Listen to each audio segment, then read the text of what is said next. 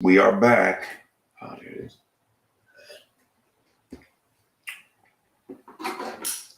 We are back. We are back.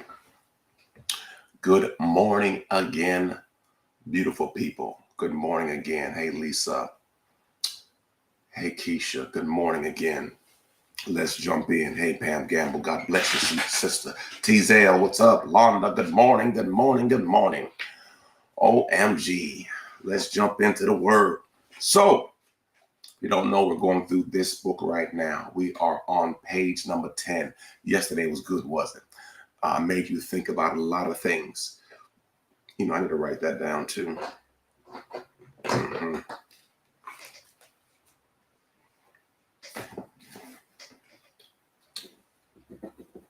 All right, let's jump in. So yesterday we talked about partnerships or agreements.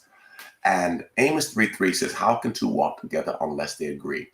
Another translation says, how can two walk together unless they have appointment? Another definition says, how can two walk together unless they're going in the same direction? So whenever you are going into an agreement, there's certain things that you want to make sure you have clarified, especially if you're talking about a business. The book we're talking about is 60 Seconds, 60 Prayers in 60 Seconds, Strictly Business. The goal of this book was for me to give you business insight from a biblical perspective in short sized bites to help you make good decisions. So yesterday we talked about this.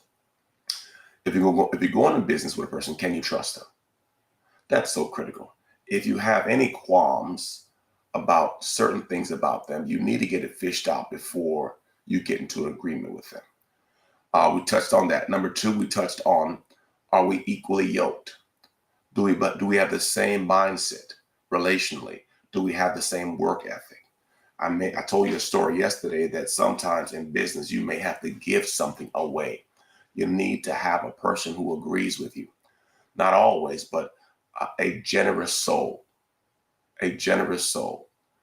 Because what happens if you have a greedy soul and a generous soul put together, they're going to war. A greedy soul and a generous soul is going to war. So if you are going to walk something out with a person, you want to make sure that you guys have the kind of same mindset about certain things and how you would handle certain things and how you'd release certain things.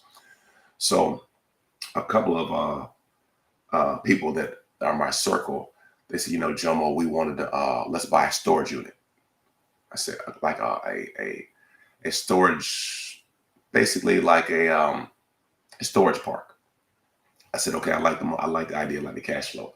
I said, okay, what do we need? Each person has to bring $250,000. I said, okay. And I said, okay, so what are the roles? And then we dished out roles. And then this person's going to run it. We're investors, and we just kind of walked it out. Then we went through the questions. Do you trust them? And I said, well, I trust this person. I'm not sure about this person because I don't know them well enough. I'd have to do some more due diligence to see if this is something I should do. Then you ask the question, are we evenly yoked?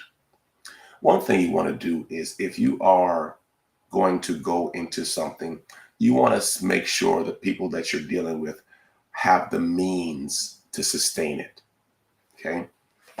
Example, I was in an agreement with someone, and we were buying a property. Okay.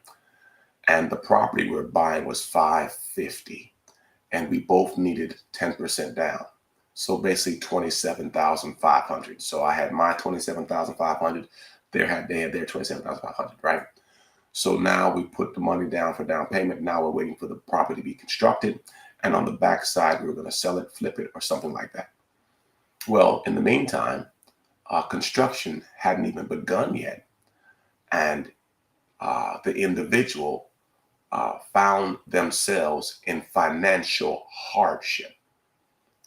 So then now they circle back to me and say, can I get out of the deal? Now, me trying not to cause more drama, I said, no problem. So I'll buy you out and then I'll have 100%. Well, that's what I did. The reason why I went into partnership was I was limiting my risk. See, I would only be at risk for 50% versus being at risk for 100% because, see, real estate is speculative. There's a risk. So I was mitigating, limiting, reducing my risk by having a partner. Now, my partner's financial situation has now affected me. So, what do you say? If you are going to get in business with someone, make sure they have enough reserve to finish the project without you bailing them out. Something to think about. Something to think about. If we're going to do this together, can they finish, or is this their last dollar? Because if it's their last dollar, if anything goes wrong, they're going to bail on you, or they're going to ask you to do more. So it's something to process and think about when you are making decisions on people that you're going to associate with in business. And so, long story short, the construction company went into bankruptcy. So I lost $55,000. Now I would have only lost 27. But since the associate I went into business with had a bad situation, overextended himself, I lost it all. Now, it's not a funny story. I give you stories to help you understand why you should vet and do your due diligence with who you do business with. Because sometimes we're so excited for the idea, we're not thinking about all the landmines. Remember, choices, decisions, and consequences. Not every business association will work. So you have to be able to deal with losses and not be so discouraged you stop trying. Not every idea will work, but you can't stop trying. Just helping somebody. Okay.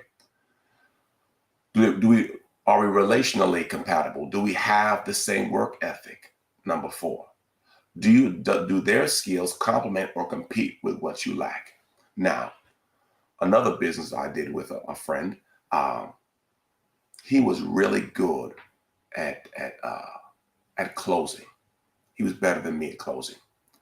I was more apt at teaching. He was better at closing. So it worked out well in that regard.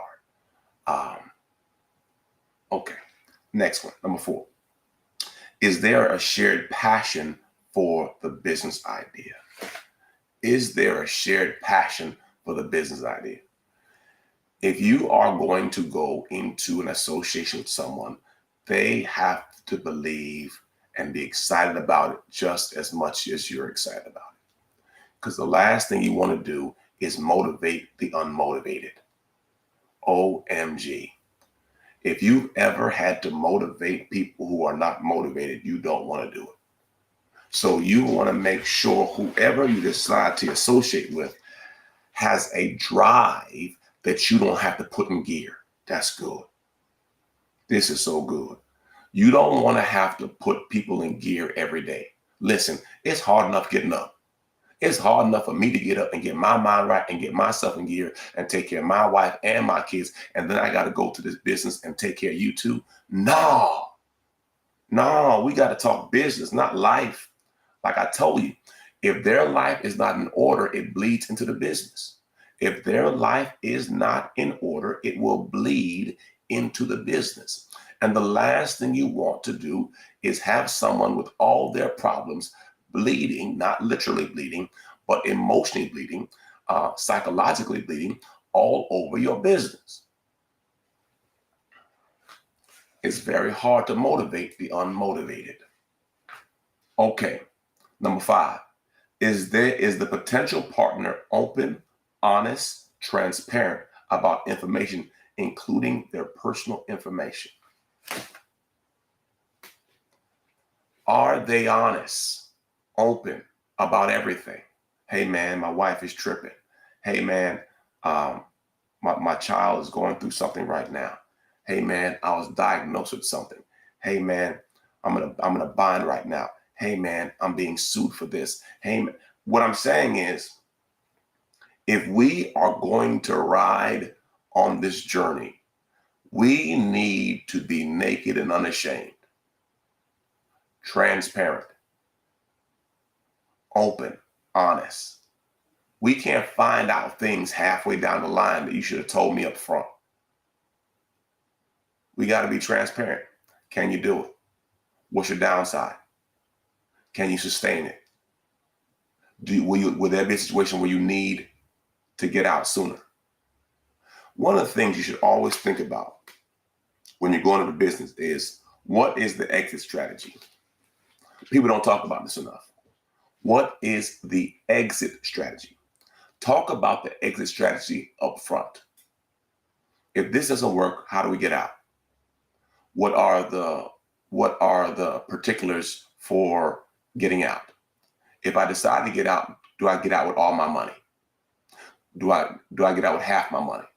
Meaning, talk about this up front, so when things happen, there is no big debate. We talked about it. If you don't, one business I did, I was the main investor. I said, listen, until I recoup what I've invested, there is no share. Until I recoup what I've invested, there is no profit sharing, because you can't get a profit on what you didn't put in. Once I got back what I've invested, then there'll be a profit sharing. And from there, the profit sharing is based on workload. So while we are starting, you don't get a piece of the profit. You may get a piece of what you earn, but the overage that goes to the investor. And once we get that recouped, then you can start seeing more light. Because see, since you didn't have equity in the beginning, you're going to put in sweat equity. Sweat equity is just work. And once we get to this spot, then you can get a piece of the pie. It's just ways to think about how you structure stuff. I've made the mistake at times to give people too much too soon because I'm generous. I'm generous. So when you're generous, you may give people too much too soon, and they mismanage your kindness for weakness. So you want to have a strategy by which we navigate through the seasons of what we're trying to do to be successful. And the goal is, everyone in business is trying to make a profit, increase their revenue, and grow. But there will be things that come at you that may make it difficult to do. But it's just business. It's not a bad thing. It's just part of it.